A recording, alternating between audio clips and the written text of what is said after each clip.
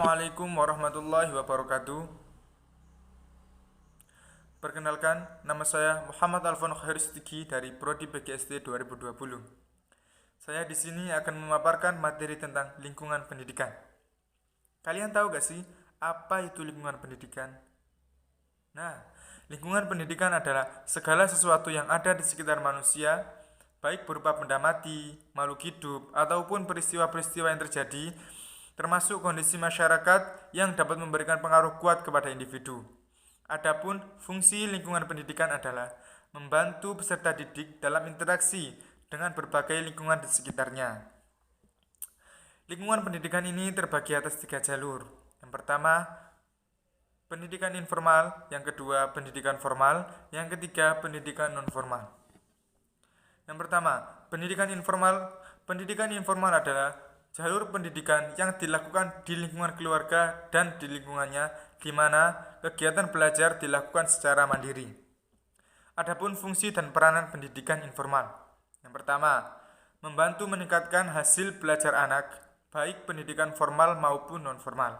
Yang kedua, mengontrol dan memotivasi anak agar lebih giat belajar. Yang ketiga, membantu pertumbuhan fisik dan mental anak, baik dari dalam keluarga maupun lingkungannya. Adapun juga karakteristik pendidikan informal. Yang pertama, tidak terdapat persyaratan khusus yang harus dilengkapi.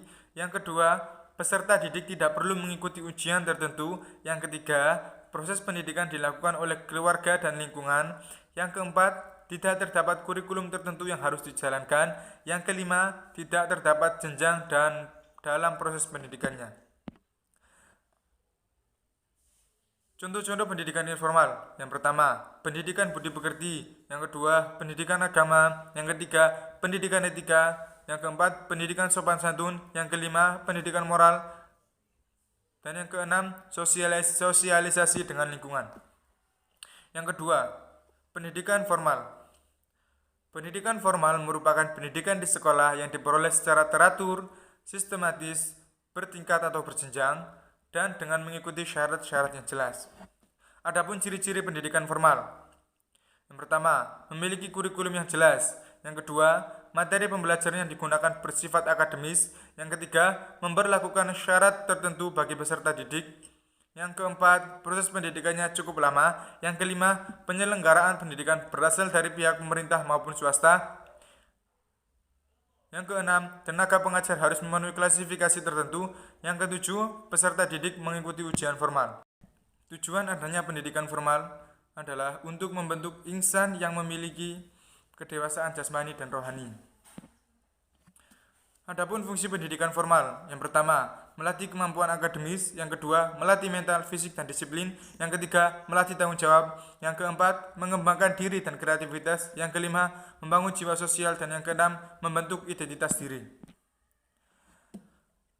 Contoh-contoh pendidikan formal seperti taman kanak-kanak, Rodotul Atfal, sekolah dasar atau SD, madrasah ibtidaiyah atau MI, sekolah menengah pertama atau SMP, madrasah sanawiyah atau MTS, sekolah menengah atas atau SMA, madrasah aliyah atau MA, sekolah menengah kejuruan atau SMK, madrasah aliyah kejuruan atau MAK, dan perguruan tinggi, akademi, politik, sekolah tinggi, institut maupun universitas.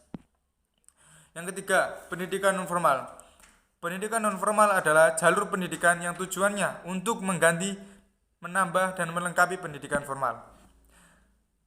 Tujuan adanya pendidikan non-formal adalah yang pertama, untuk memenuhi kebutuhan belajar tingkat dasar. Yang kedua, untuk keperluan pendidikan lanjutan melengkapi pendidikan tingkat dasar dan pendidikan nilai-nilai hidup. Adapun manfaat pendidikan non-formal. Yang pertama, dapat mengembangkan kepribadian dan mengaktualisasikan diri. Yang kedua, meningkatkan kemampuan menghadapi tantangan hidup, baik dalam lingkungan keluarga maupun dalam lingkungan masyarakat. Dan yang ketiga, dapat meningkatkan kemampuan membina keluarga sejahtera untuk memajukan kesejahteraan umum. Contoh-contoh pendidikan non-formal. Yang pertama, kelompok bermain. Yang kedua, lembaga kursus. Yang ketiga, sanggar. Yang keempat, lembaga pelatihan. Yang kelima, kelompok belajar, dan lain-lain. Sekian dari saya. Kurang lebihnya saya mohon maaf. Wassalamualaikum warahmatullahi wabarakatuh.